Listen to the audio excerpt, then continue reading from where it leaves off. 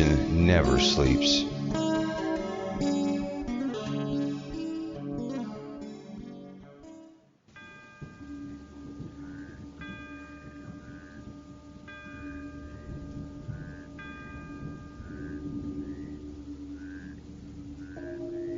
Welcome to Carrying Stones and Digging Holes to Cultivate Consciousness, where, for the next 2 hours, Bridgette Dolgoff and Kelsey Sweet will be sharing their knowledge and understanding with their own beautifully unique twists on all topics related to helping humanity to achieve betterment of health in body and in mind.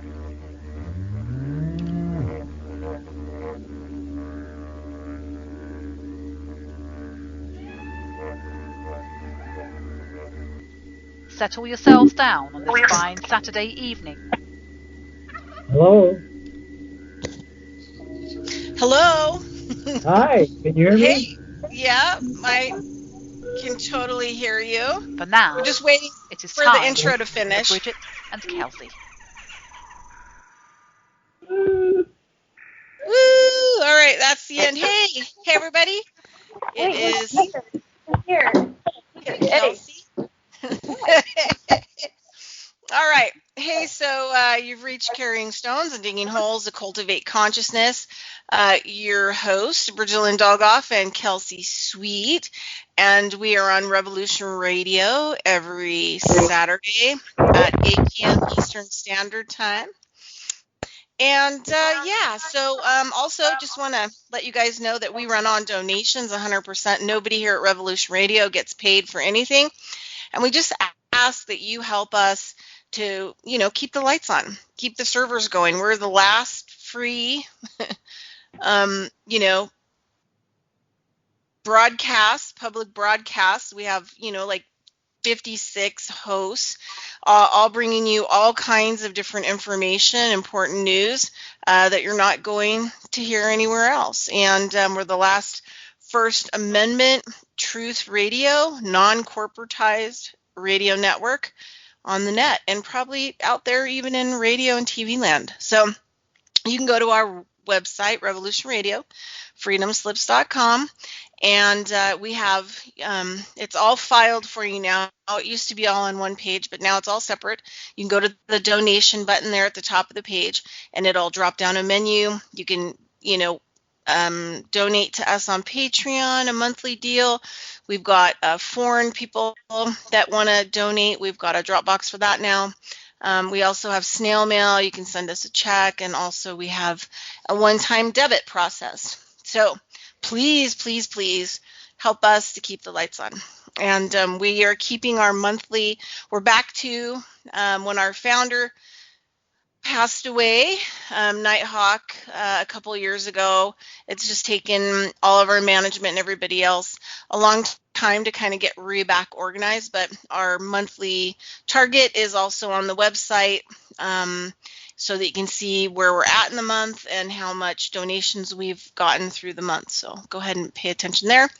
Also, our back page for our show is no longer up on Revolution Radio on the schedule, so you can go to coe-llc.com. That's my website, and you can scroll down on the pages and look for our radio show and click on that, and it has all the information and links and to Kelsey and my stuff and contact information and websites and work and all the amazing things we do. We see people privately, and we also see people online for multiple types of therapy. So yeah, so there you go. And so today, I feel like I was laughing because I was going to do like James Cagney, you dirty rats. Anyway, so we have a good show for you today. I have two of my favorite people on today. And I've been putting out blurbs last minute about them being on radio because we don't want the bad guys hacking them. Because we know what happens if I advertise that they're going to be on my show ahead of time. We cannot get them on, ever. So we wanted to wait till the last minute. And so also, Ralph Ring and Marsha Brown. Hey, guys, how are you doing? Hi there. Hi, Bridge. We're doing just fine, thanks. In paradise, in your second paradise. Yes, we're in Green Valley, Yeah, Arizona. we're in our heaven here. We graduated from paradise. We're in heaven one. Well, where's heaven 2? Oh, we're not even worried about that yet. We're having too much fun in heaven one. Well, what have you guys been up to? I haven't talked to you since I think October. I mean, I haven't had you on the radio show since October, but we're connected on Telegram now and email and sometimes Facebook. Oh, well, I've been trying to get on with you a couple of times, and I've had trouble. I couldn't get through to you, so I'm glad we're together right now. How have you been, and how's things going? Well, I tell people the time of COVID has been good for me. Like I've really thrived. And I think a lot of people like me, that are alternative, kind of going to the beat of their own drum. I think it's been a really good time. Not a lot has changed. And, the best part about all of it is that my practice has really picked up because I think a lot of people have had it with Western medicine, which is a good thing. And a lot of them, don't want to get vaccinated, and a lot of them don't want to, they're just looking for alternative, which is a super great thing, because I used to have a huge practice years ago, and then people really started turning, away to Western medicine, and now I see a flux of people kind of turning away from that and coming back. So it's good. It's good. Yeah, it just seems like the Western the medical field is really thriving on the COVID, and they want you to have that virus. I don't know. That's been a really a funny thing. When I've gone to a doctor, they almost get upset with me because I haven't gotten vaccinated, or that that I'm not doing what they think I should be doing. So that's why people are going back to natural. It's a beautiful thing, and I'm glad it's good for you. And I understand it very well, because it's they're really most of them, the medical field is thriving on this COVID, and it's a sad thing for so many people that are not doing their homework. They're staying, in the medical field, and thinking, we were at a restaurant the other day, and two ladies came in, and they were very upset because they had just gone down to Tucson, and they had appointments for their first vaccine, and there was no vaccine to have. So they were very upset, and I thought they were being blessed by God. But anyway, it's that couldn't kind wait of to thing. get back. Yeah, they had made appointments, and they're hoping that they get that first vaccine. That part is kind of sad, but then a lot of the people are coming over and back both to natural healing, and I really feel like that's good for you and good for all of us. Yeah, it's super good for me. Well, you guys have been part of sometimes in alternative medicine we get like kind of locked into the duty. We get locked into that as well. But Yes. I've been this year I got the opportunity to actually, I hadn't updated my osteopathic credentials in, I don't know, like 25 years. And I got the opportunity because of COVID to study with a French doctor, not only a French MD, but a French DO. And this month I'm finishing the online program. It's been pretty tough. It'd be like 120 credits for the year. It's a lot. But one of the things that he said is that, we're doing the matrix work, because we're doing things that people say can't be done. And, as far as people's health and their bodies and changing all of it. So I decided that I was going to, coming out of this that I was going to start calling my practice quantum connective medicine, because that's really what I feel like I'm doing, is like Steiner talked about too, is reconnecting people back, not just to the earth, but also to the cosmos, so that we can thrive in those energy fields. And, Steiner talked about the vaccines 100 years ago, that these vaccines would come that would make us soulless, that would actually steal our soul, and that we wouldn't actually, because of them, we wouldn't be able to raise our consciousness. It would destroy the ability of the mind to develop into, critical thinking. And so I think a lot about that and dealing with the vaccines and, coming out of it. And this is the other thing too, is like, I believe that veterinarian.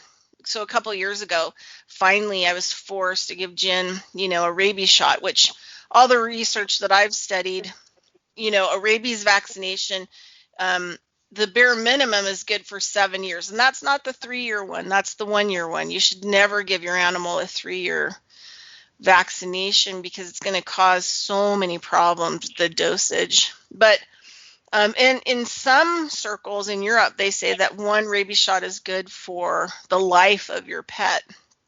No. Yeah, and so, she was 10 at the time, and they wouldn't give me the heartworm. It's the only thing I give her. Otherwise, she gets vitamin B. Everything that I get, she gets. She gets iodine, vitamin B, CBDs, all the vitamins that I take, she gets too. And because of that, she's had like this autoimmune system problem that's been caused from that vaccine, which usually gives older people or people with compromised, already compromised systems, will give them autoimmune system diseases. And so the 2 type of autoimmune system diseases that she showed up is she has respiratory stuff periodically, like severe allergies, that I have to give her stuff for. I give her LDM just to dry up the mucus and the fluid, which is like an amazing, native herb product. And then the other thing I have to give her is stuff for her kidneys, because periodically she doesn't have calcium deposits coming out of her urinary tract. She doesn't have an infection, and she doesn't have cancer. I've treated her for all of them, all of those things. And so it's an autoimmune system thing. And so she periodically, when she's really stressed, will get a little bit of, blood in her urine. And this is all, showed up within 2 weeks of that vaccine 2 years ago. It just made her whole health, now she's an autoimmune system doggy, which is, she has a special diet. She has like rice and grains, and she gets, raw meat and vegetables. But I have to keep her away from, certain kinds of things. But yeah, so I think that they were already putting out, some of these vaccines into animals. And I also think that they were trying to give animals, especially dogs, COVID, because in the beginning they were trying to tell people that you could get COVID from your pets. Well, how could that happen? The only way that could happen is if they put the COVID into your pet. Well, could be, yeah. Yeah. So just stuff I think about. And, I know you guys love your special guy just as much as I love my girl. Oh yeah, he's part of our family. Mm-hmm. But they become our children, because we, our children are long grown and gone. So our pets become a part of our family. Yeah, and I don't know. We just don't feel like we are susceptible to the COVID. Ralph and I just absolutely don't. We just don't feel that that's part of our life. Unacceptable. I do not accept that line of belief system. Yeah. I have a granddaughter that's a nurse in Phoenix, and she's had COVID twice. I have a daughter that lives in Prescott Valley, Chino Valley, and she's had it, and but she's got a lung, a problem. But anyway, we had a friend come and tell us that, and you might have heard of this. It's ivermectin. It's a drug that's used for scabies, but it heals the COVID. Parasite. It heals parasites, but it also it heals the COVID. Within like if you take it like the day that you have a temperature with the COVID, and you take it that day, the next day you'll be well. Yeah, I've been using About your daughter, you're good. Oh well, my daughter, we got a call from my daughter who has a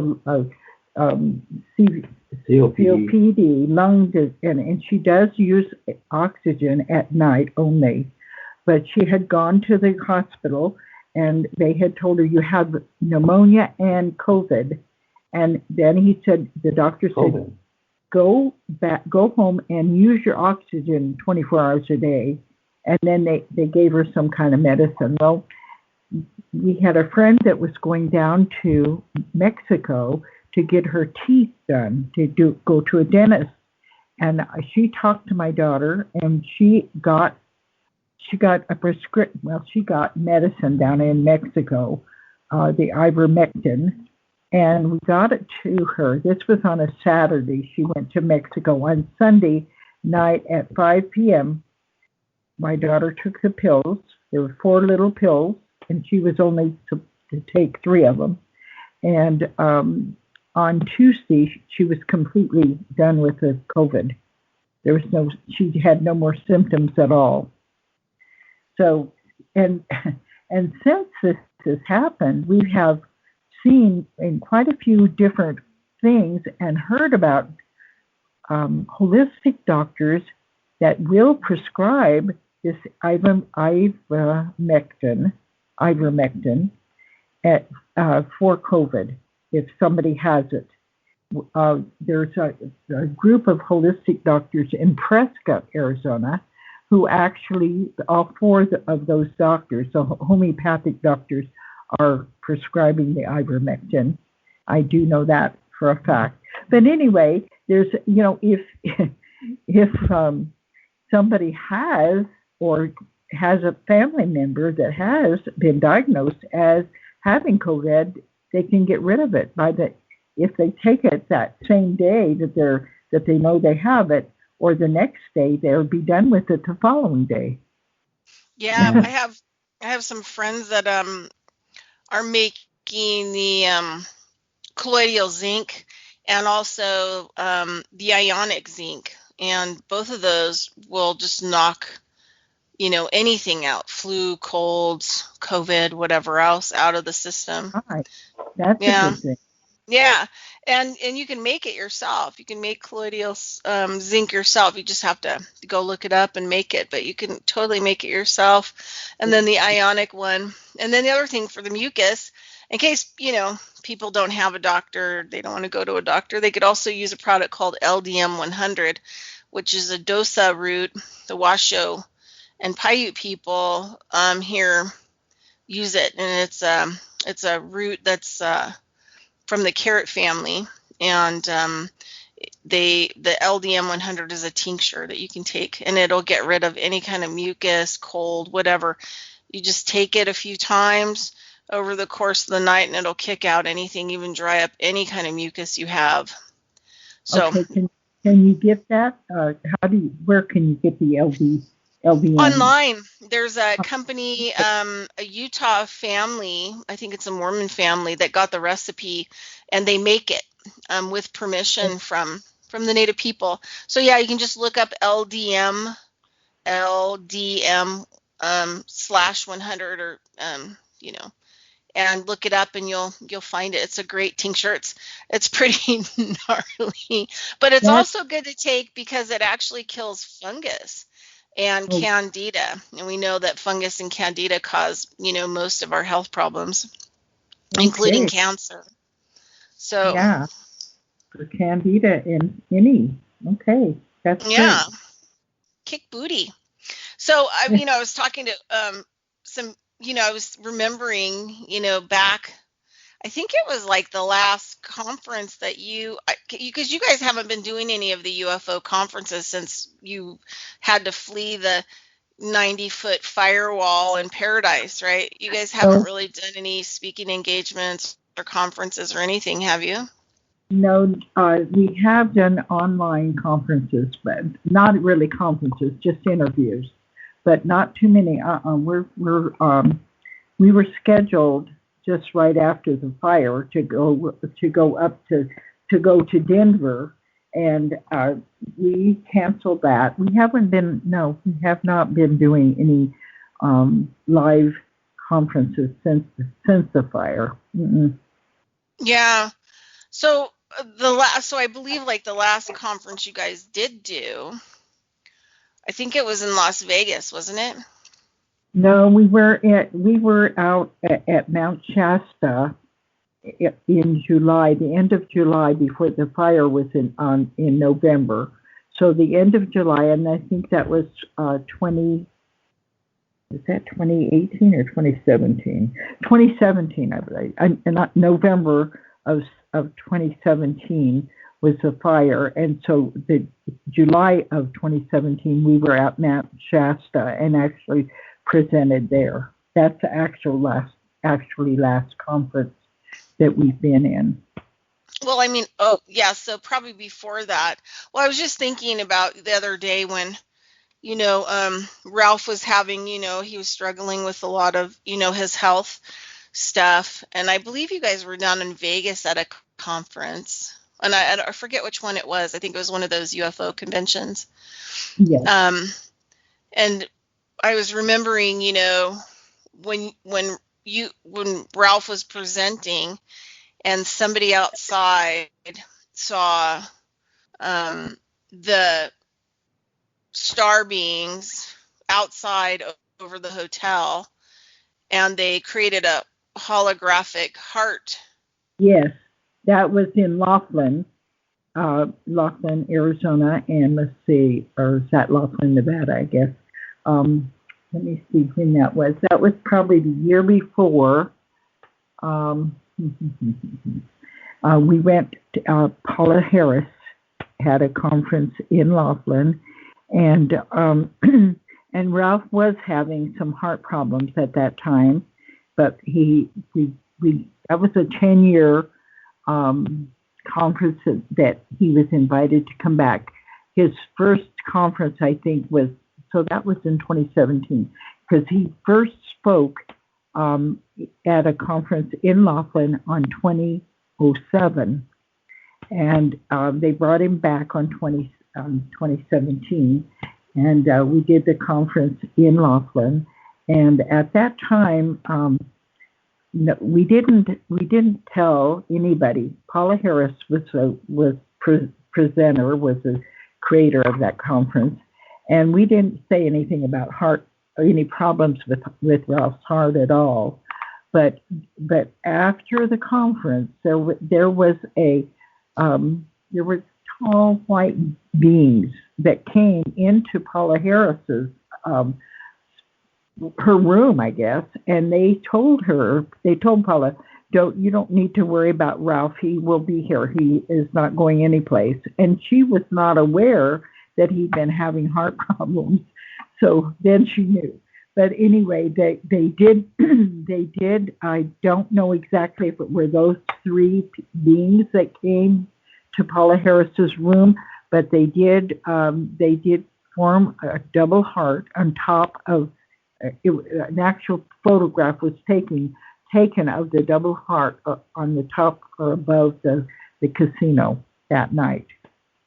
It was pretty amazing, and all of the things that happened at that time. And right after that, Ralph was then hospitalized in Prescott, Arizona, and the doctors wanted to do surgery on his heart, and he refused that. So it was a year later, maybe more than a year later, when he did have a quadruple bypass. But he was, after that time, he went through a a stint of stem cell therapy with Dr. Todd, and that had healed his heart, but it evidently didn't heal it completely, because about a year and a half later, then he did have a quadruple bypass. Well, I just think about, knowing you guys and watching you guys, go through all this stuff, and it seems like kind of your life really began at that convention when they had that double heart. I mean, it was kind of like the beginning of a really big journey that had everything to do with the heart, physical heart, mental heart, emotional heart, spiritual heart. You know what's interesting? When we did go down to like Escondido, down into Southern California, after that conference to see Dr. Todd, we met a man. In fact, he had us stay in his house for, 4 or 5 days while we were there. His name is Rudy Carpentrio, and he's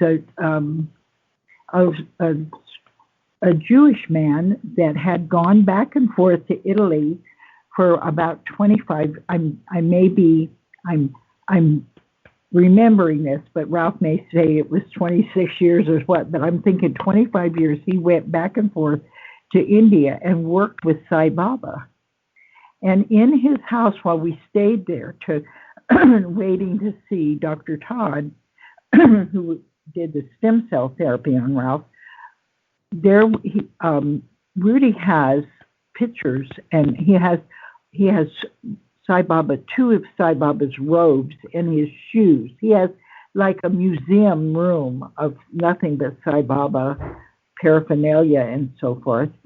But in his home, he had, like off of his bedroom, he had like a little area where he had a lot of Sai Baba's pictures and things. And while we were there, he said, "Come and visit Sai Baba." Well, we noticed there was ash beside the picture of Sai Baba in Rudy's like little studio. So Ralph put his hand up by the picture, and his hand filled with ash from Sai Baba. So this was a really an amazing trip for us. And then that was from that, that last time there. So just before, about 2 or 3 months before the fire in Paradise, we were contacted by Rudy, the man that had worked with Sai Baba, and he said he had a question. We hadn't heard from him for maybe a year or more. So he said, "We have a question. I have a question for you and for Ralph," or vice versa, whatever it was. But he said, "Sai Baba has been in contact with me, and he wants to know if you want to go on a life-changing venture or trip." And he asked me personally, directly, "Marcia, do you want to go?" And I said, "Yes, of course, I'd love to." And Ralph said the same thing. And so we didn't hear anything more from Rudy until after the fire. And then we realized that was our life-exchanging trip, our life venture. Can you add to that, Ralph, at all? Well, we weren't expecting anything, and all of a sudden the fire happened, and where are we going to go? And we went through various stages of relief. We had 5 shelters that we had to go through until we found a place, and when we got here, everything, as I mentioned when we first talked, that this is heaven to us in many, many ways. We changed. We stopped thinking completely. We don't think anymore, because it's the creative power that creates chaos. If you get in the way of life, we just let life live through us instead of us trying to live life. So, what?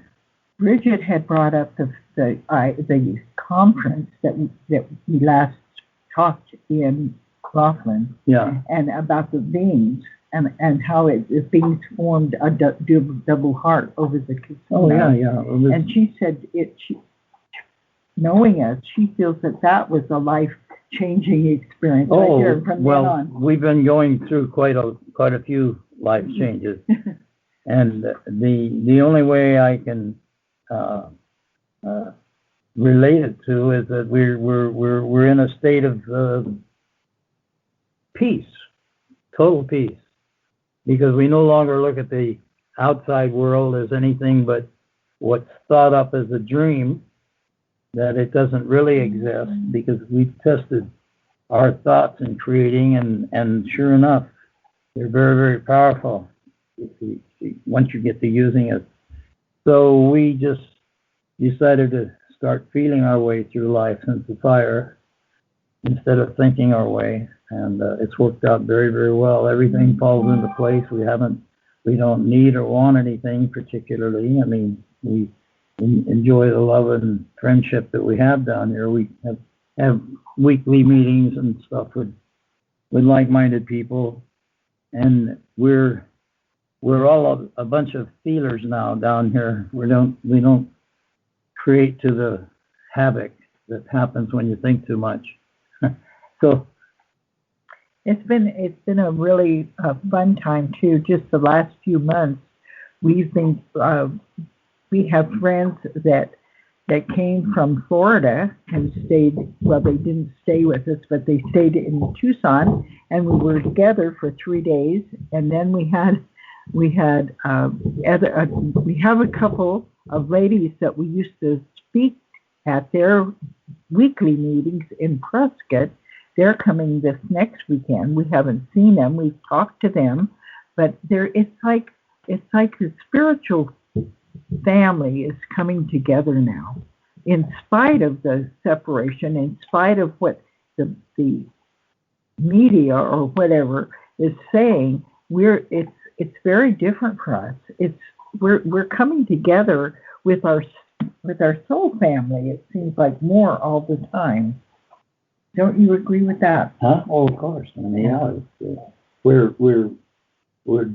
the reality is dawning on all of us, and the few that take the time to observe and pay attention to that still small voice, if you will, of reason, of common sense, will reap the benefits by just feeling peaceful. We're not overly excited about anything. We take everything for what it is. We don't even put labels on them anymore, not good or bad or right or wrong or up or down. And we just accept things as they are, and move on, or let it keep moving on by us. We don't really appreciate or have a hankering to do some of the things we used to do. We're just very, very at home. We do our homework. We're reading Joel Goldsmith, which is our favorite author. He invented the concept of infinite. What is it? What's his first book? Infinite. Oh God, I can't think of it. And he got about 15 or 20 books out. But he's pretty good. He just The Infinite Way. The Infinite Way, yeah. Mm-hmm. And he's just a yes or no man. He doesn't believe in waiting or guessing or hoping. Just, how do you feel? And you have to answer with your feelings, not your thoughts, because your thoughts will run you crazy. You think this and think that. And your feelings are always pretty accurate. And once you start getting used to it, it's quite very comfortable. Yeah, I was thinking last night I was laying in bed.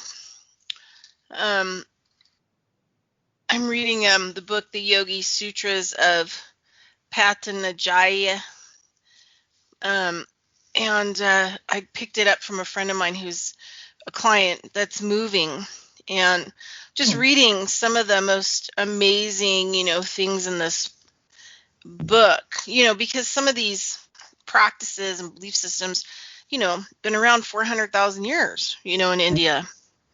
Yeah. And people just don't really seem to grasp that, in the US, we kind of have a crazy haphazard way of running through life. But I was thinking about how much guilt, in the American culture, everybody feels guilty for everything. You feel guilty if you did do it. You feel guilty if you didn't do it. You feel guilty, not doing it. You feel guilty, and like how all this stuff, just like you were saying, just runs amok in your mind.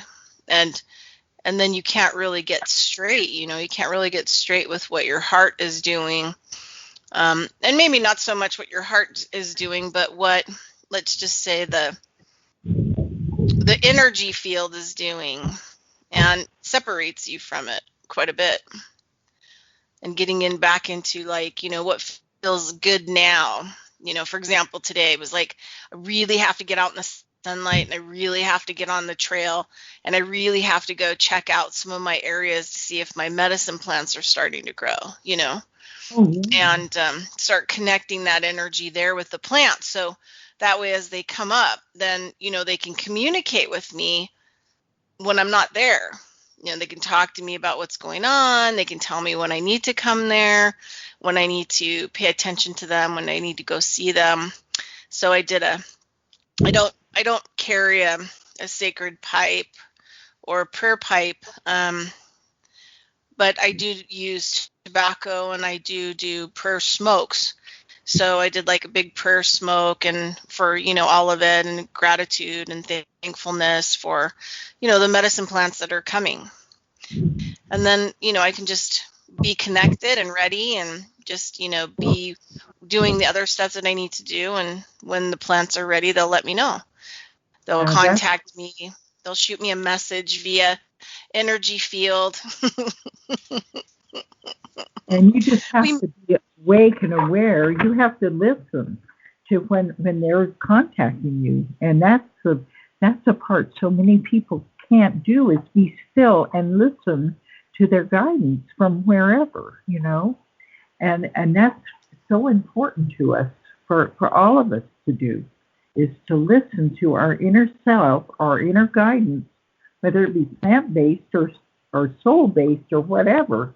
We will be guided to the right place at the right time to do the right things. And I know that like you're talking about the monks and the shaman and so forth in the different areas in Italy or India, in India or wherever they are. If they can do it, if man can perceive something, any man can say, I've done this. Any of us and all of us can do that same thing. It's so amazing how closed off and how we don't believe in ourselves, how great, how much magic, how much mystical that we are, that's in us, that we can do the things that anybody that we hear about has done. We can do those things and more. Yeah, no, I agree. I always love having you guys on and talking to you, because it's like, just you guys have like sparklies that come and go everywhere, and I just love that. I love when I get off the phone with you guys or get off a show, I feel sparkly. Thank you. We always feel sparkly when we talk to you too. You do. You're so amazing, and the things that you do too, Bridgette. It's wonderful. Well, I love my life, and I've had, in the past, I've just really had to fight hard to do what I want to do, study with the people that I want to study with, and really not be intimidated by other people in this world or structures to conform. And it's great when you start getting gray hair, because people force you less. There's less force on you. It's like they kind of give up on you when you have gray hair. So you're like, great, finally, finally, I can start doing exactly what I want without the outside pressure. We But can get away with a lot more things when we're older. We do, yeah. We can say these things very openly and not be worried about if people think we're crazy or insane or whatever. But we can just be who we are. Yes. Yeah. Well, I mean, do you think, I think about like how incredible, for people that don't know you guys, you and Ralph knew each other for a long time. You were involved with a lot of the work, that Ralph was involved in. And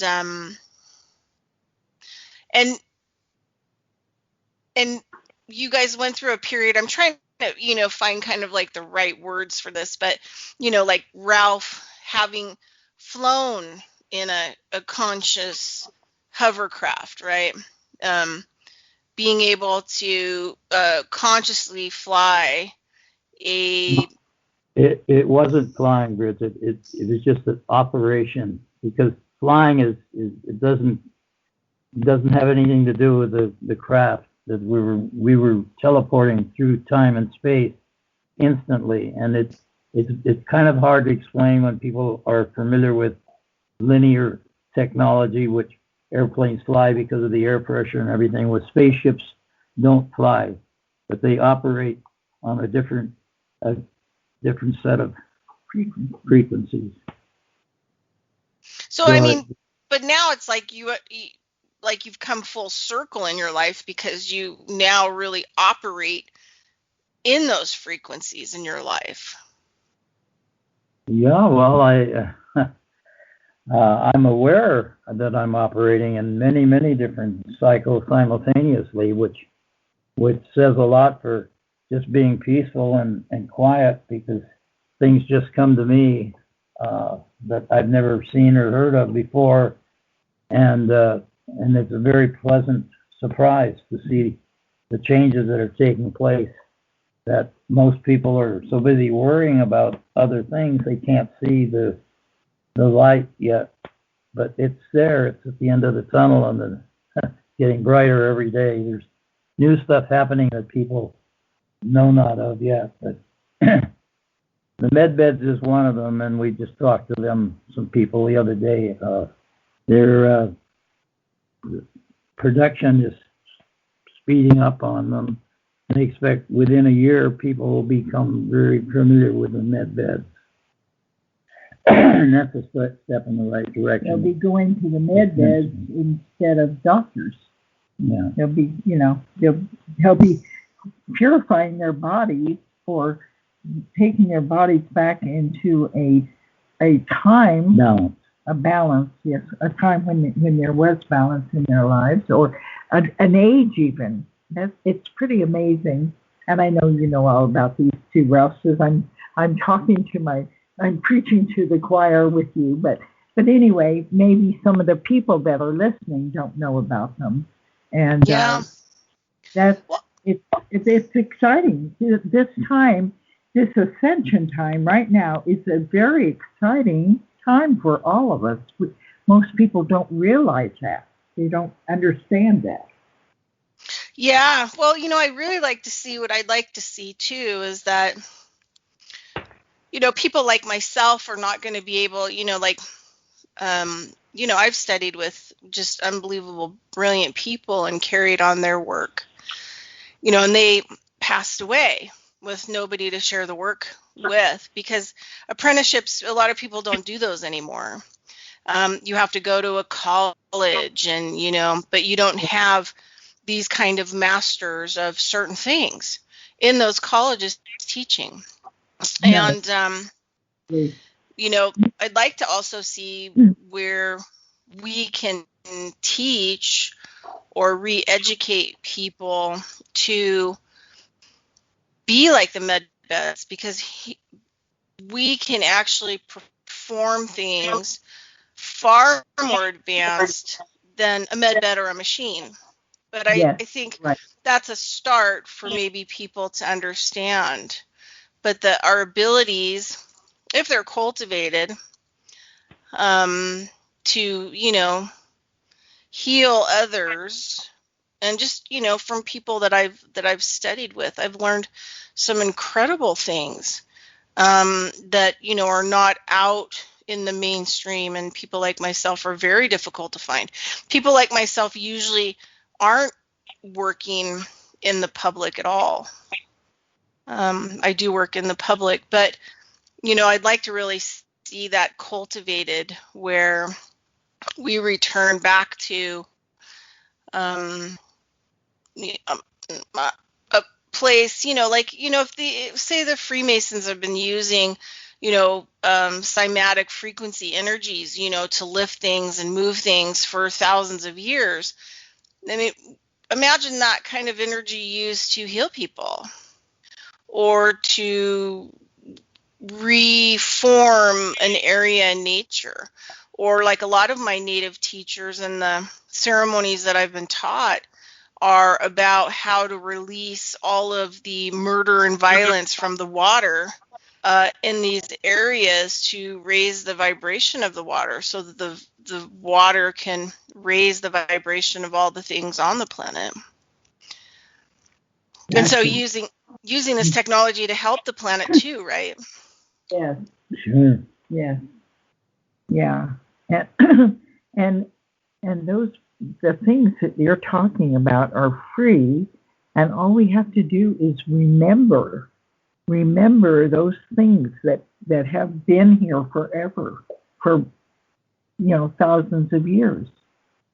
And like you said, you've worked with many people that have taught you and educated you and shown you the way. And it's a wonder. It's a beautiful thing for all of us to be able to heal ourselves, to help other people, to do those things that we've been given that ability to do. It's beautiful. Thank you for bringing that back. That's beautiful. Well, you think like now, because there was always that I always think about too, and then I'll let Kelsey talk. She's my co-host. She's in the waiting. She's looked at your guys' website, so she might have some questions to throw at you. But I mean, you think about, I think in the last year, the last 4 years, I've been working on ceremony, being able to live my life like a ceremony, right? Like being in constant ceremony and constant thankfulness and constant earth bliss is the word that came to me today. When I eat something that's really good, really sitting and really enjoying it and going, yum, yum, instead of just tossing it down my esophagus. What you're doing, yes. But it's also something that you have to do to make the change. And I think a lot about when you guys were in paradise, and there were good and bad forces that kind of came together there to get a fire lit under your butt, so to speak, because like Ralph said, you guys probably would have never left unless something really incredible happened, like it did, in order to get you to kind of where you're at now. We're moving from one forever home to the next, because this is beautiful, and everything just happens to come to us. We don't search anymore for anything. It just shows up, and this is the best so far. And it's very we live in a village. It's a small community. There's 78 communities in the valley, and that's where we live, in Green Valley. And we're unincorporated. We have a village. We just have a peace officer for sheriff. I mean, we don't have a police force here. They do 20 miles away in Tucson, but nothing here.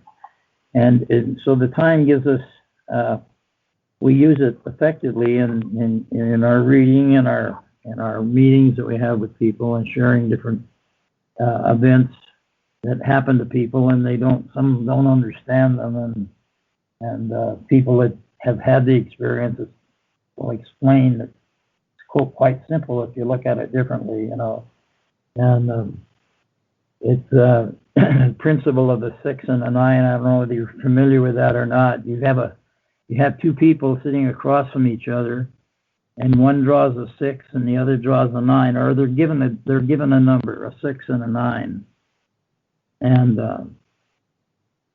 they start to talk about, well, it's really a 6, and the other guy on the other side of the table said, no, it's a 9. So they can heat up into an argument real fast and start a war over it, or they can just walk around the other side of the table and look at it and see it. You're talking about the same thing, just looking at it differently. So if you turn your way of looking at things around and see them differently, you find a big surprise. There's some good things happening that we didn't realize because we were so afraid to look. We're so afraid of just keeping the same routine every day, or the same place, or the same job, or the same, all these different things, and not really stepping out. And I mean, because it is kind of a leap of faith. And the thing I love about you guys is that, probably out of everyone I know, I consider you, good place, a path to follow, because you guys have always, no matter what has happened, and you guys have been through some really big stuff, at least in the last few years as well, since I've known you, but you always have faith, and you always have this enormous space to trust. I mean, you guys just trust no matter what. Well, and I think that's a powerful thing. Yeah, we both have gone through many things, as everybody has in our life, and we do have that faith. We do know that. Well, we learn to look at things differently now. Yeah. Too, Yeah. So it no longer frightens us about an alternative, because there may be some good in it that we didn't see before. Even adversaries, some of my greatest lessons came from adversaries. When they thought I had a big ego, or they thought I was mouthing off too much and stuff, and I learned to tailor myself down into nothingness and let the tailoring come through me instead of me trying to do it. And it's a lot easier. So we're going to be coming up to a break, and we're going to break for about 5 minutes, and then we're going to come back. The promos are going to play. And we may hear other promos, we may not, but I'll have you guys mute and then come back. But okay. One of the things that I've been really, really working with, because I'm taking a lot of anthroposophy courses, also the anthropomedicine, Rudolf Steiner's work, and also I'm doing this applied anthroposophy course, which is kind of a psychological course for almost a year with applied anthroposophy. And about how we see ourselves and how the world sees us, and just a lot of different stuff. But one of the things that always keeps coming back is one of the things that Rudolf Steiner always said. He said, if you're meant to have it, or whatever is going to happen to you in your life, it's the spirits, it's the beings who we don't see that are orchestrating it all. So if you don't have it at this particular moment, it's probably not what you're supposed to have. And if you find yourself in space that, isn't exactly what you're looking for, that you have to kind of be grateful and honor that space that you're at, because that's where the spirits want you to be. And when they want you to be somewhere else, they'll provide that for you. They'll move you, to that space effortlessly.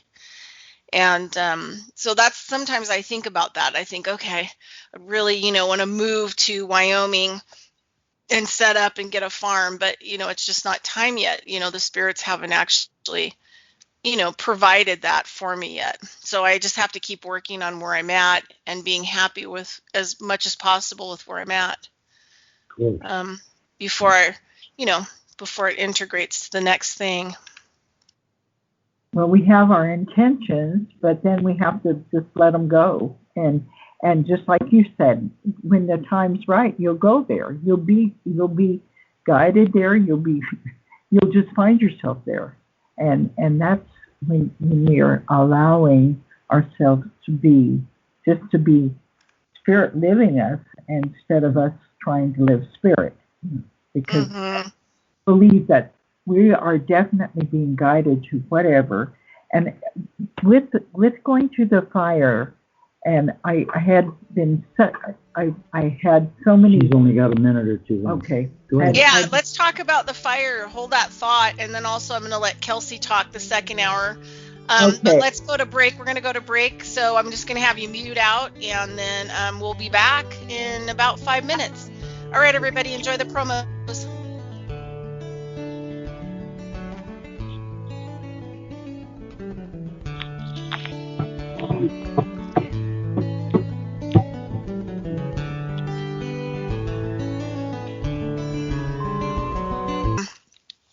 Everything that we do here, we all volunteer 100%. Most of us work other jobs, including the management. We don't even pay the management. They do it all. From the, greatness of their heart to produce and create, like us, all of us, great content, anything that you can think about, non-corporatized radio, First Amendment, and so that we can talk to you about the duty if we want. And I'm Bridgette Lynn Dolgoff, your host, and we also have Kelsey Sweet, the co-host. And also we would like to draw your attention to the website, Revolution Radio, freedomsluts.com.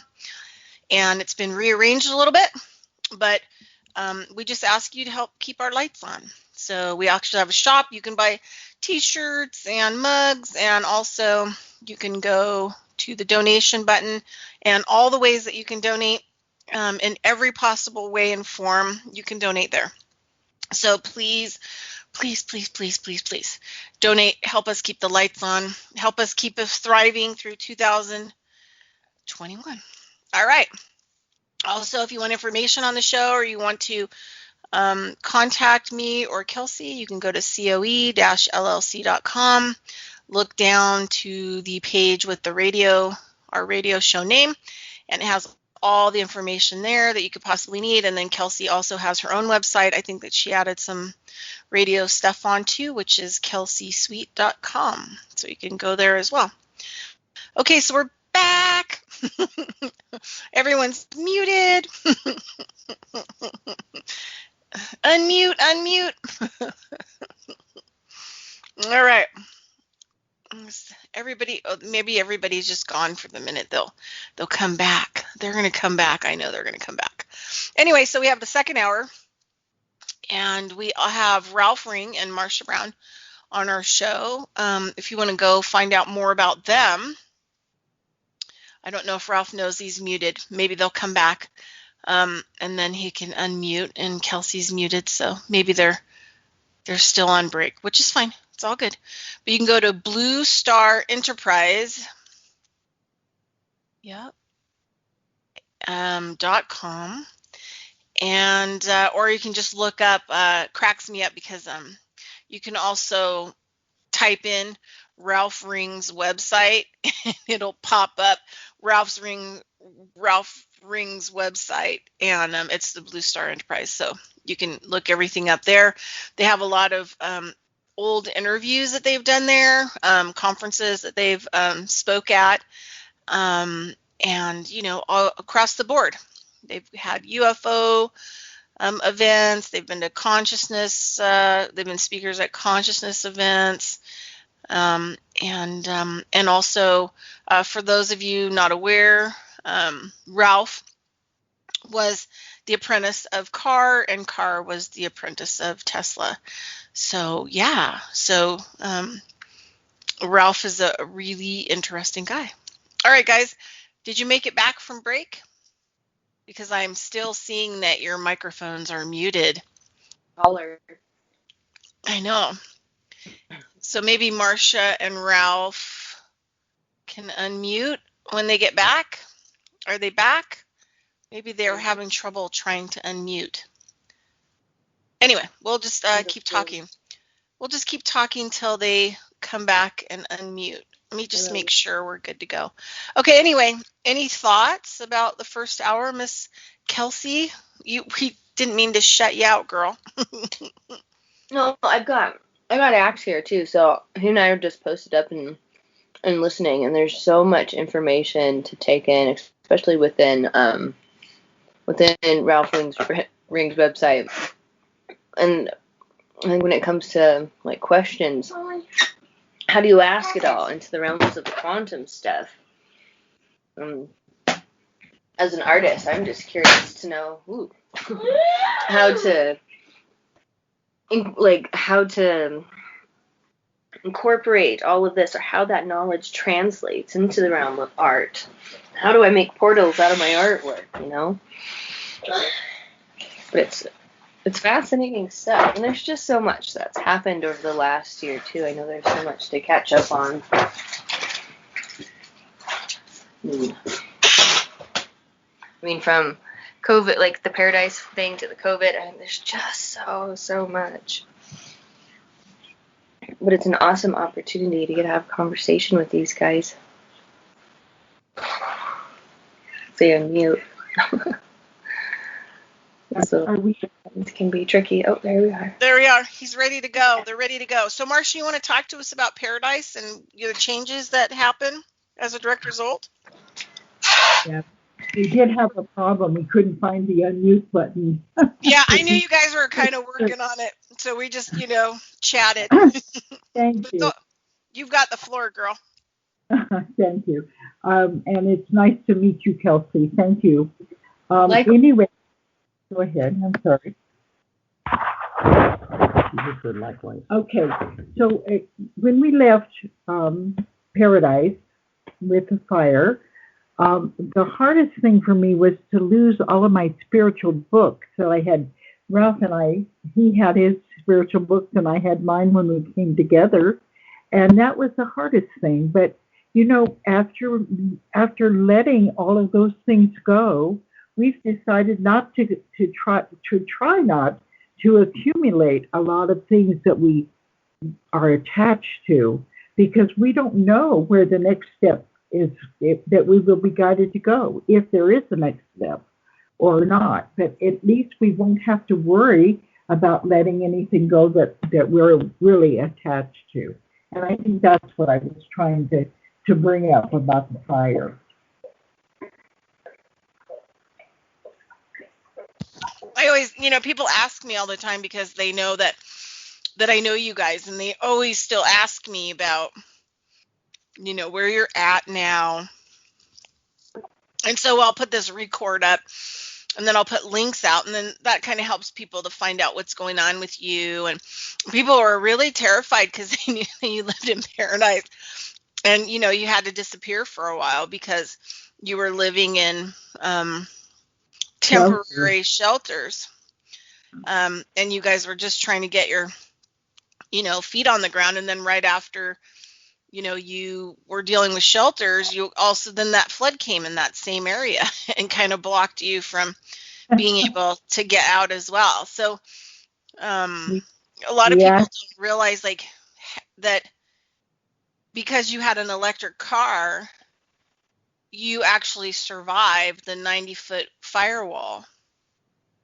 That's a really big deal. Talking about the fire path, and it consuming everything, transmuting everything, right? Like your whole life. And I remember Ralph telling the story about the neighbor. They didn't make out because they had a gas car, and they tried to run through the wall of fire, and the car blew up and shot them out the sides of the car. Yeah, And they ran with the last of everything they had, which was nothing. They ran down the hill for safety. Yeah, it was pretty sad. and then that's when you first had to, like, the big voices really started talking to you guys too. Because I remember Ralph saying that the voice, was yelling at him, "Step on it." And Ralph was like, "What?" Well, Step on that it. was challenging. That was challenging my ego because my ego doesn't want to go anywhere where it's dangerous. And I was running thoughts of, are you kidding me? I'm not going to go through that firewall with the car in front of me. I'll run in and get stuck. He's probably stuck in there. All those thoughts ran through my head, and all I heard was step on it again. And I stepped on it, and we went through quite a wall of fire just in time. Yeah, another thing too that a lot of people don't know. I mean, we have talked about it on the show before. That one didn't get recorded though, and so it didn't get up. But also, that you guys were giving all of your car and Tesla memorabilia that you had collected and was given to you over for all those years to the museum. And so there was also a little bit of feeling like that, at least you guys in particular, where you were at, was also a targeted fire, because the day that the courier was supposed to come and pick all that stuff up was the morning you guys woke up to the fire that took everything, and you guys just got out with what you had on your back with your dog. Yeah, that's true. We had all of Tesla technology packaged up, ready to send to the museum, and it got caught in the fire along with everything else. But it's okay. The spirit of things goes on forever, and that's the principles. And they're still around, and they're very well. All is really well, but we don't see it that way. And if the time comes where people can just relax a little bit instead of getting so worried about something, they clear their mind up a little bit, and they can see things differently. And when they see them differently, it's quite nice. It's peaceful after a while, doesn't it, honey? It is peaceful. Yeah. Yes. We're living in a very peaceful state, even in the midst of all of the seeming trauma. But like you said, there's good to it. There's good in all of it. It gives us time to study. It gives us time to do the things that we didn't take time before to do. And just like you, with all of your studying, it's a good time. Yeah. Yeah, and it's really been able to free me. That's the other thing about it, is that the time of COVID, you want to call it that,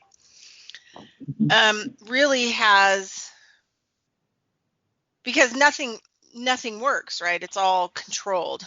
And if you don't believe that system, it's gotten so extreme that you just really have to step away from it. And not that I have to trust, but I just really had to let go of the way, I did things, the way things were going, and really had to stop and think about, I'm working on some legal stuff, kind of in a way to actually help people, because I've been doing common law stuff for my own self since 2009. So I write my own legal paperwork and whatever else. And I don't do licensing. I don't do any of this stuff. I don't play in a system I don't believe in. And I don't compromise myself to adapt myself to a system anymore. So I've been really working on this whole legal enclave. And now I have some other people on board. I have a friend of mine who was a 35-year attorney. She did criminal and corporate law until she found out that what the bar was and that who she was serving. And as soon as she found out, she resigned. She resigned her license and resigned the bar. And then she went after the state of Ohio for all of the fraud. And then she fled, and she had to go to Uruguay. And she lives in Uruguay. She loves it, actually. And so we work together. And so she's helping me with, we're going to be working on this thing called an enclave that we're designing. And we're going to be putting it out publicly once we get it all done to help people. Because, you know, her and I can try to attempt to write our own legal stand and just tell people, like, look, I know that you trespassed, and I know that you think that the rules that, you know, you're working by are real, and they're not, for me. And I'm just, you know, filing you this legal notice to let you know that you have stepped somewhere that, you know, you're not protected. And you may want to make another decision about where you're headed with this, you know. So I'm trying to give you the opportunity to understand something without getting hostile at you or angry at you. And so a lot of people don't have the ability to be able to do that. And it's taken me a lot of years with common law not to file legal stuff because I'm angered, right? Like, you know, just, well, then here you go. You know, like I really try to do it as an expression of love. You know, when I send that stuff in the mail or I send something registered, I really pray over it. And I hope that it helps to cultivate consciousness, basically, in people. And we're trying to create like a legal document that people could put on their door, on their home, on their business, even on their, carry it in their car, that is not a threat to the system. It's not a threat to other people. It's not an ego-driven thing, but it gives people a little bit better legal understanding of, you know, and teaching them, who are you? You know, who are you? Are you a slave in the system? Are you confined under people's beliefs or things that you think are laws? The only laws that there are is the law of the universe, you know, the law of nature, natural law, but the rest of it's public policy. And is that what you want to live under, or is it not? I mean, because that's really what helped me with the whole legal system after the state came after me and, you know, destroyed my private practice, you know, for literally no reason other than they just didn't want me practicing. And it took me a long time to get out from underneath the terror of that and the fear of that, and be able to use a lot of this legal stuff as a purpose of education, of human education, and mostly about who am I and who do I want to be. And I'm a being of creation, right? And anything that stands in the way of that is a little bit of a problem for me. But I'm going to have to educate other people who are imposing the restrictions, trying to attempt to impose restrictions on me to keep me from being the being of creation, right, that I'm designed to be. And that I think more and more every day I'm waking up to. So we're working on this, you know, legal paperwork so that we can put it in the hands of other people for free and that they can utilize it. And that will help them develop, I think, like a spiritual backbone and help them to define who they are. Because I think it's really important for people to actually define, who are you? You know, who do you think you are? And that, you know, when people get angry at you and they want to repress and oppress you, what's the first thing they say to you? Who do you think you are? Yeah. And you don't really have a comment for them. So now I tell them, I'm a being of creation. That's good. That's a good one. Yeah, I think that's important for us to know who we are, to know and to be solid in that knowingness. Be that, you know, we don't have to, you know, be egotistic about it, but know it. And just go to facts, you know. Yeah. Even Webster's defines a human being as having a soul. I mean, we're defined in the Webster's dictionary as a soul is an immortal being. And we're endowed with that. And some are aware of it and some are not. But when you're aware of your only energy, and energy can't be created or destroyed because it goes on forever, and you're a part of forever because you're an energy being before you're a flesh and blood being. And that's who we really are, we're the essence of everything. And we're all connected. Every one of us are cells of each other. And we radiate and reflect each other's feelings and goals and ideals, and turn everything into a benevolent looking picture instead of a dimly looked worry of what's going to happen next. We're looking forward to everything that's happening next for us because people bring us presents and gifts, and oh my gosh, it's just we're getting our teeth done in Mexico now, and yeah, there's nothing. I mean, south of the border, dental care is awesome. Marcia just had to go to the little girl's room, so she'll be back in a minute. Yeah, dental care from Mexico. Oh, so is there ever a time, I'll ask Marcia the same question, is there ever a moment that stands out for you that in that moment you really saw yourself as an immortal being, that it really taught you about who you really are? Well, it was a good friend when I worked for the government, I did work for the government for a while in a research and development laboratory. And my friend was operating the electron microscope. And we talk about who we are and everything all the time. And we've had some pretty good discussions, but he wanted to prove beyond the shadow of a doubt to me that I'm not who I think I am. I'm much more. So he rigged a machine, a jig on his scope, and he told me to stick my finger in there and first of all look at my finger and verify that it's real to you and it seems to be alive, warm, and well, and healthy. And then stick your finger in there and take a look. And when I did, all I saw was energy. And I pulled it out and pushed it back in, 20 or 30 times. And he said, yeah, we're energy. We're just, we're held together by magnetic forces that constitute the flesh and so forth. But we're much, much more than that. We're energy beings, and energy lives forever. It goes on forever. We're eternal beings.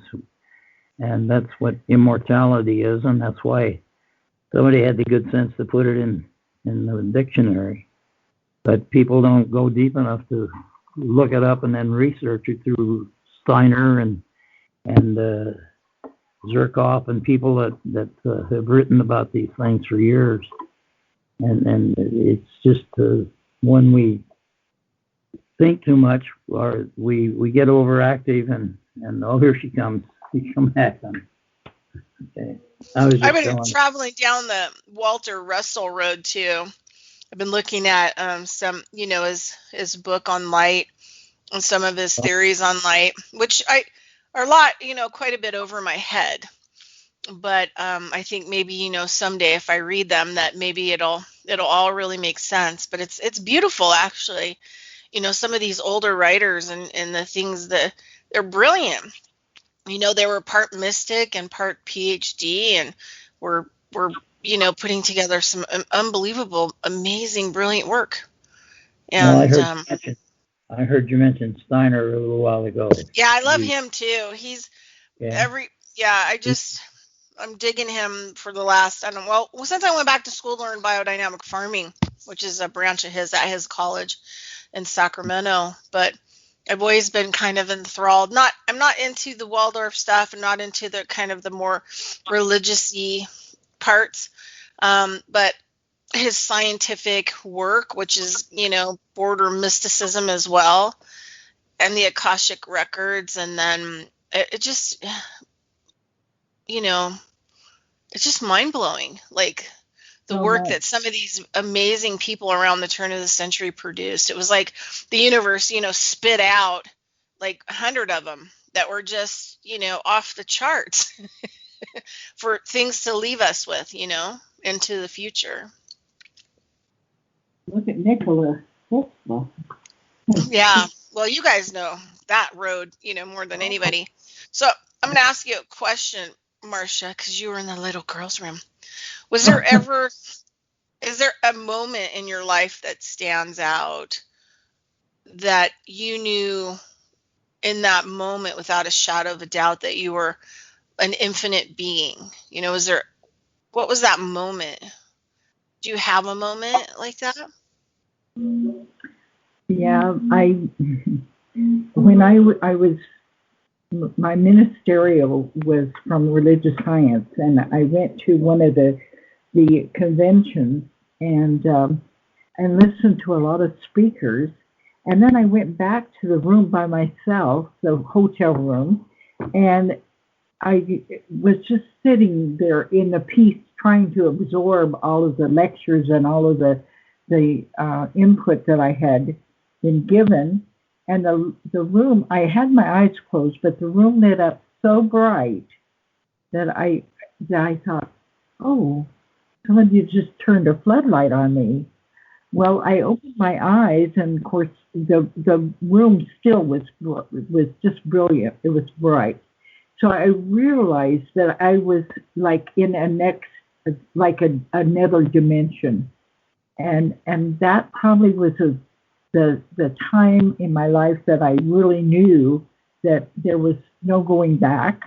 I mean, yes, you can go down the wrong path or stub your toe. I tell Ralph sometimes I stub my toe, and I go the wrong way, and then I'm guided right back on the right path. But I think at that moment, when that brilliant light, it was just like a floodlight being right in my eyes, my face, and I felt like that was a changing point that could never be taken away from me.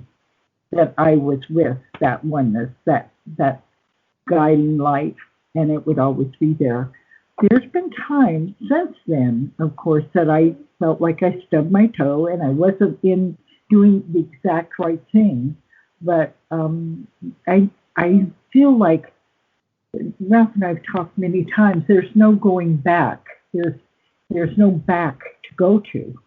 It's just it's God or Spirit is with us all of the time. And like you said, during this time of the COVID, we've had more time to be together and study. We're usually studying like 2 and 3 hours a day now, where before maybe it was 30 minutes or something.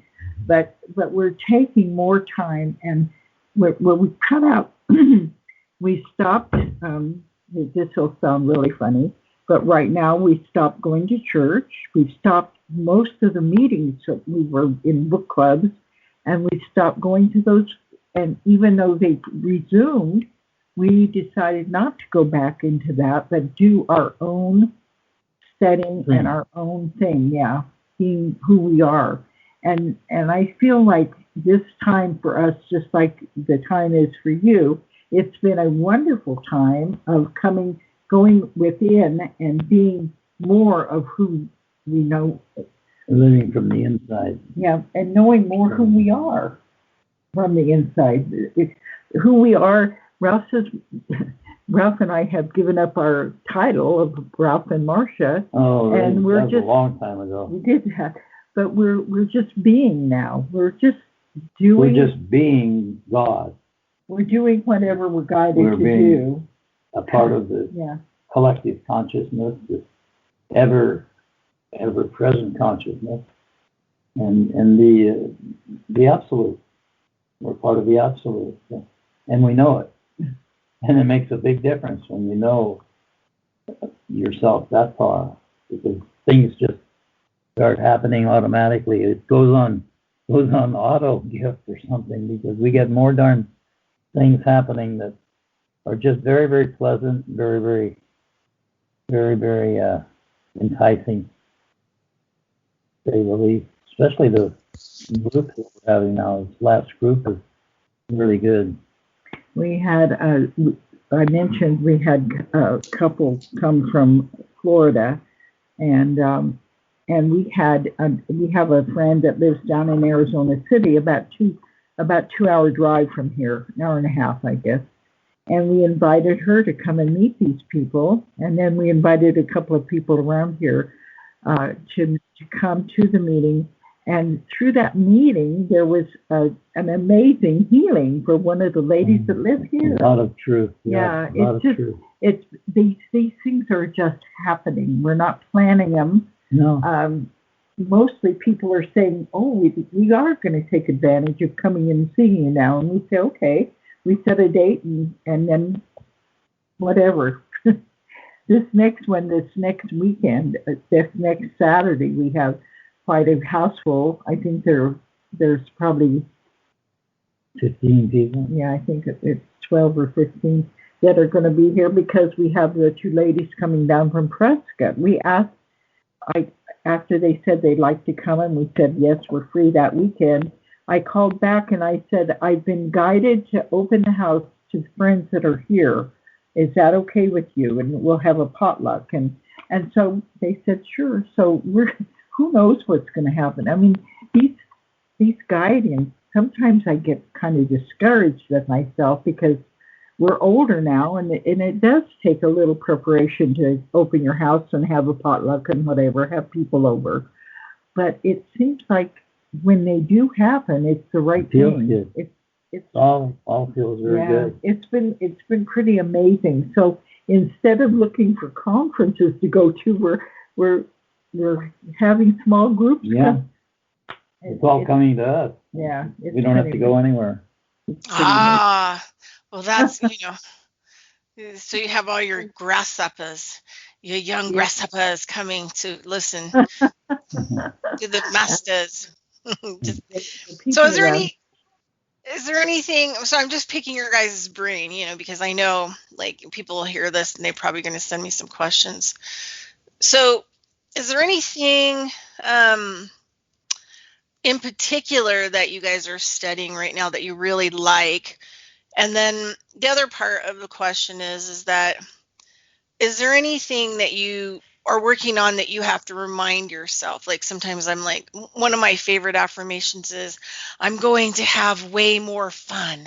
That's one of my affirmations I work with. So when my head, wants to start holding on to stuff and thinking about it and trying to figure it out, I tell myself, I'm going to have way more fun.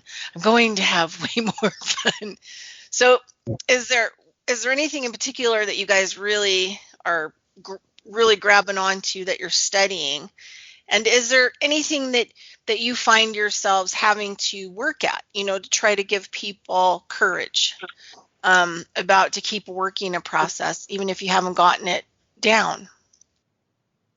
Well, I think the most interesting thing for us right now is we have pods. Pods are real groups of people located all over the world. We're in Australia and Peru, and it's on the website. And there's a forum where they can communicate with each other. And I didn't create the pods. I just swam with the dolphins in Hawaii. And when I got back, when they asked, well, what are these guys going to call themselves? And I said, well, why don't we just act like pods, because that's a pretty joyful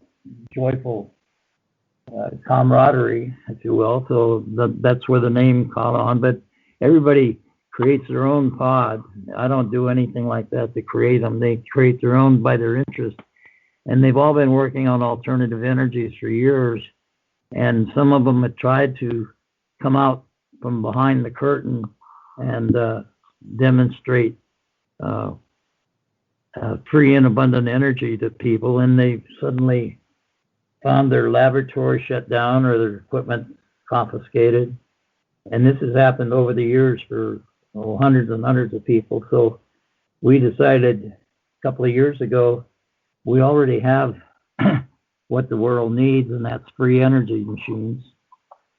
They're free and abundant, and we have them waiting in the wings, and the things we're waiting for are the people to get tired of what they've been living when they are paying for all this energy, either through their toiling or through their pocketbook, for energy that's free and abundant for them. And when they get tired enough and hear enough that propaganda that there's no such thing as free, the sun's free, the wind's free, the earth's free, and the water's free. So they have to look at things a little differently and start accepting what we have waiting in the wings. And I say we because collectively we're all connected in these pods, and we communicate with each other now and again. We don't do a lot of stuff online because it's monitored, and then they suddenly get a man in black visitors visiting them. So we don't go there anymore. We're in a holding pattern. We're in a very good space because this big halt, change your mind pace that we're in is going to help people wake up faster, quicker, and more excitingly than ever before, because it's inevitable. We have to go back to truth. We've been living in a sea of lies, and we got used to lying to ourselves and each other long enough, and now we have to come back to just simple.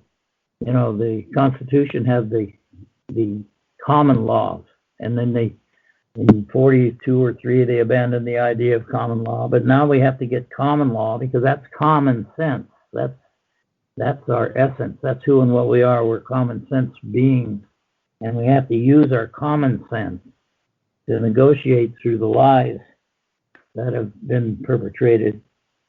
And so what's coming now, I think, is going to, the screws are being tightened gently, of course, but gently so that people can make up their own minds. We've told them for years that life is not what they think it is. Life is far beyond that.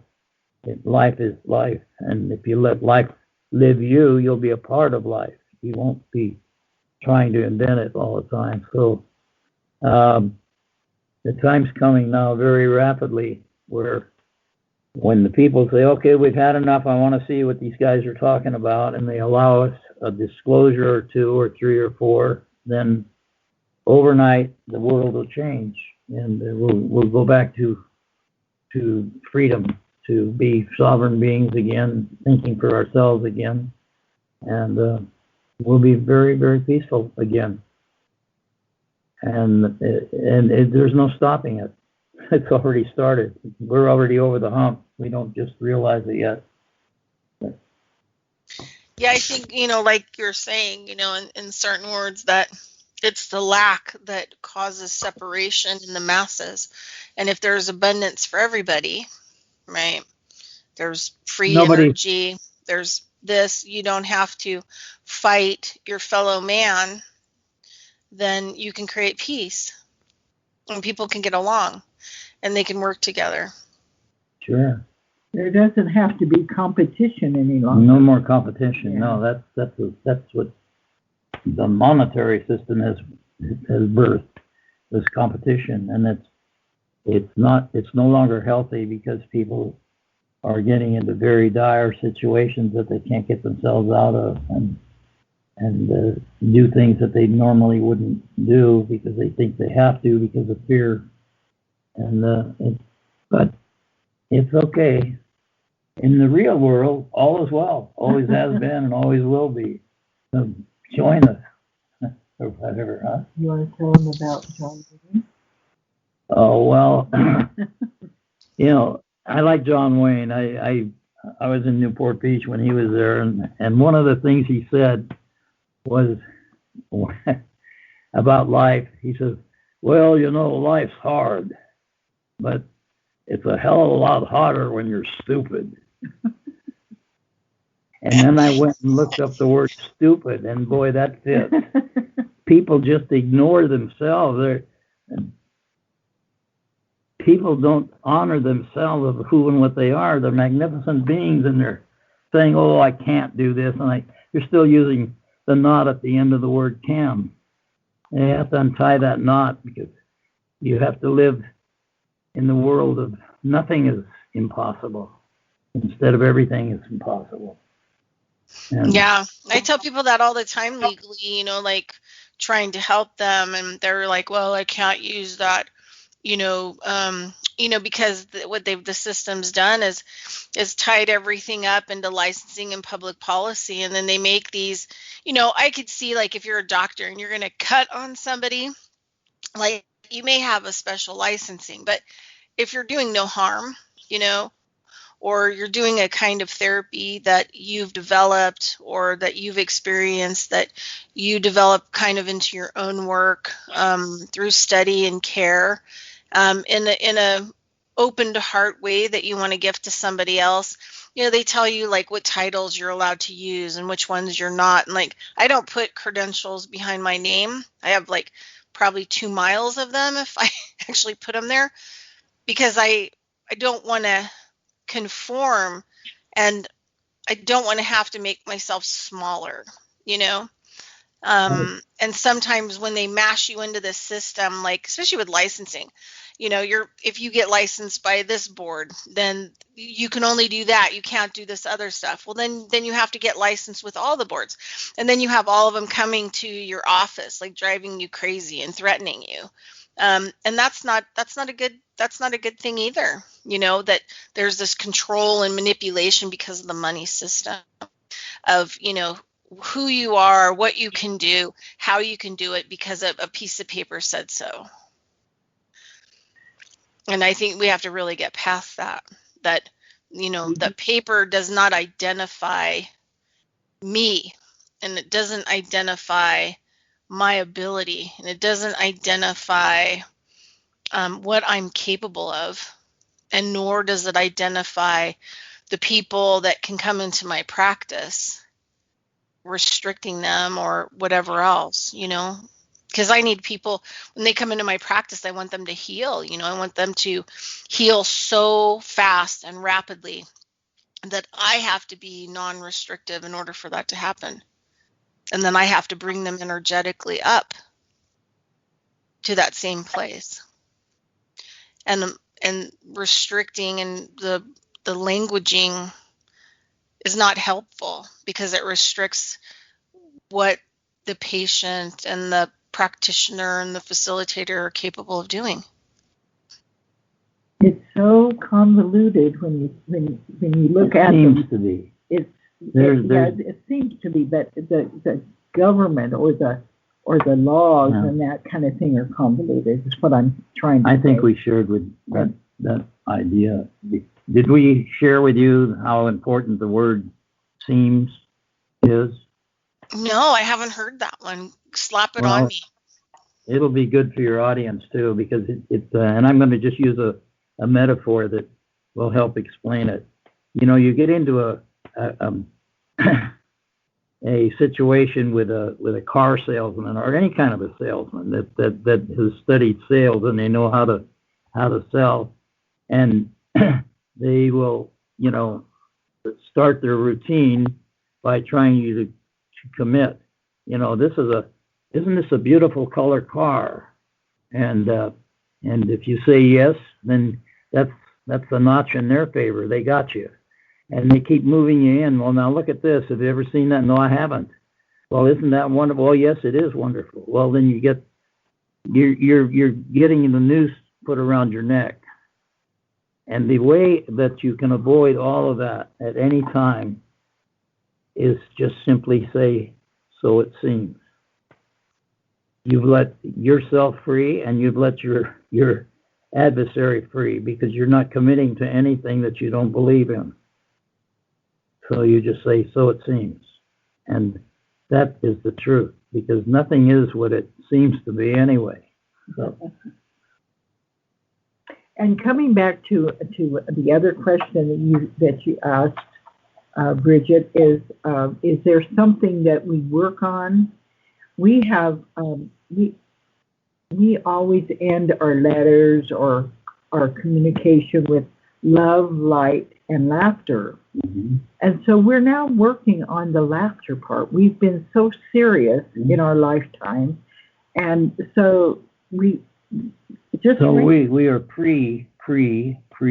tending to business, pretending that what if we woke up someday and found out this was just a great big game, and all the adversaries and bad guys are all our buddies that had to kick us in the butt when we didn't listen through the ears, and they convince us there's only one power, and that's the power of love, and we have to get back to it before we eat ourselves up, and people are starting to eat each other again. That's pretty gruesome. So love, laughter. Love and laughter. So it's kind of comical, because what if this is a big game and the game's just about ready to be exposed to the people? You make the choices. We tried to tell you for years, and you let it go in one ear and out the other. Now you see it for yourself and make up your own mind, because what you're about to see in the next few months, let alone years, is going to be so completely different that you won't want to believe it, but you're going to have to, because it's simply truth. And so it's all going to be laughable. Yeah, and it's laughable, because then you have to say, oh my God, I fell for that one. Oh, I fell for that one. Oh, you'll be kicking yourself for a long time, because it's so damn funny that we allow ourselves to get caught up in these things when none of it is real. It's all created by the great creator, which is us. We are the creator as soon as we think we're creating. And we've created all this and allowed it to happen.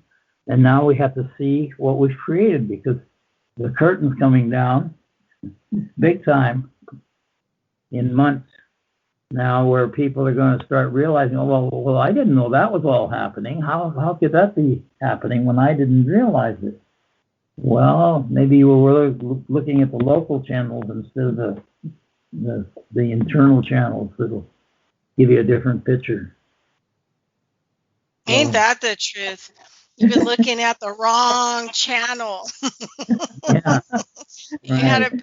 This is kind of a funny thing. I was coming home tonight, and they're on the way home. There's this horse, sign, because it's basically telling people watch out for horses. It doesn't say that on there; it just has the horse, horse crossing.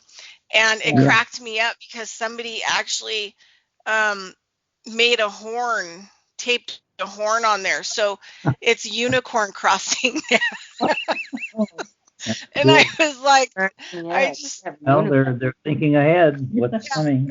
It's cracking me up. I was like, I just love that kind of stuff that kind of sneaks up on you, when you're not paying attention. Hey, so Kelsey has her microphone off. So hey, Kelsey, you have something you would like to say? I want to know where that unicorn is, so I can take my unicorn to it and take some pictures, because that would be hilarious. Yeah, Kelsey has this crazy, giant unicorn mounted thingy that she takes to all kinds of different places, and she paints it different colors to blend into whatever art demonstration that she's doing. So she has this crazy counter. How large is it? It's about the size of a life-size horse. It's fairly light, but it supports about 200 pounds. And it's gold. And so the frame is made out of rebar, or the skeleton, right? The skeleton's made out of rebar. And the meats are made out of spray insulation foam bits. And the skin is paper mache, and it's probably got at least 60 layers of paper mache on it now. But it's been purple, white, hot pink, and now it's gold. But it's 8 years old. 8 years old now. 8 years. Good for you. Gosh. Hooray. Good for you. On rolling casters, yeah. I take it downtown. Last time I started painting myself. I'm so happy that you're doing that. It's a good time. We actually were driving in Green Valley, and we stopped at a stop sign, and here comes the car with a blow-up unicorn on the top of it.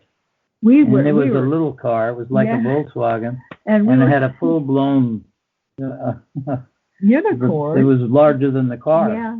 On top of the car, and we started laughing.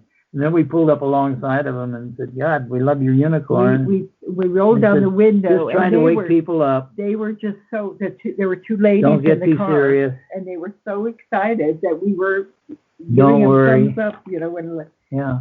I think it's beautiful. Yeah. That's wonderful, Kelsey. Yeah, I really applaud you for doing that. That's unique. That's creativity. That's your immortal self. Driving around with a giant unicorn in the back of your pickup truck. I would love to see that. There comes the laughter. We will see it. Yes, I love that. It's hilarious. Yeah. You get smiles. Yeah. It's just laughter. Like you're saying, laughter is the key to manifestation, right? Like if you want good things to happen. Yeah, you got to have a funny bone. Right. Got to at least have one bone in your body that's funny. And we've been so serious most of our life, and we are this year. Even I don't know if we're laughing at the dumb people or the sheeple, I should say, not dumb people. Oh, they're not dumb. Nobody's dumb. Look at them. They can drive a car. They have learned to let a car drive itself. That's what people are doing. You're not really driving a car when you've committed to nature.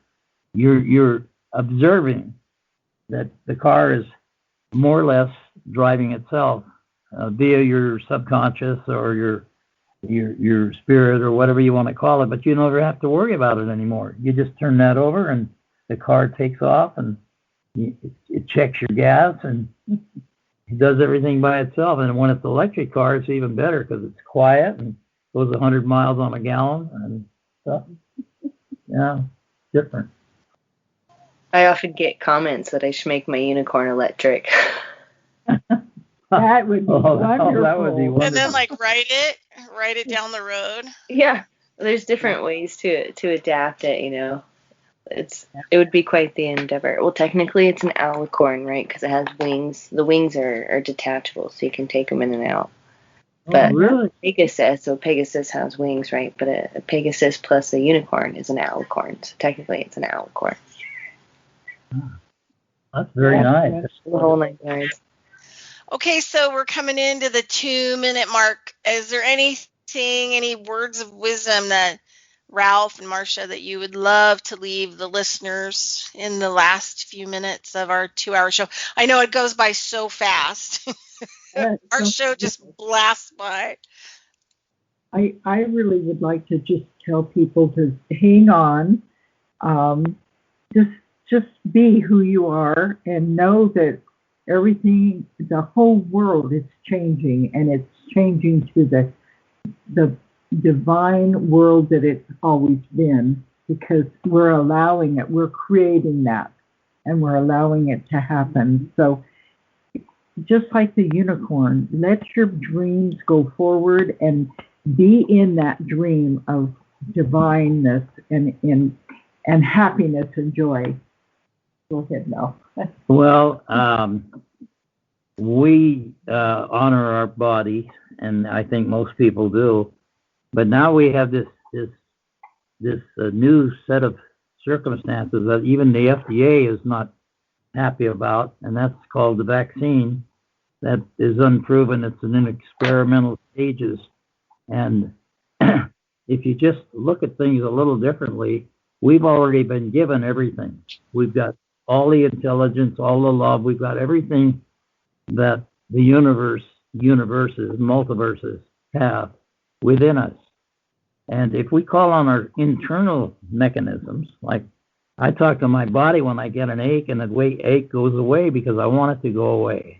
And I don't have to use any more liniments or any more pills to do that. So before they take a vaccine, they might want to just realize who and what they are. We're all magnificent beings with infinite powers that are dormant only because we're not using them. We're being told, you can't do this and you can't do that. Well, that's going by the wayside, because people are waking up and they're starting to realize they can do more than they ever thought they could. And this is just the beginning of a beautiful, beautiful horizon that's breaking loose.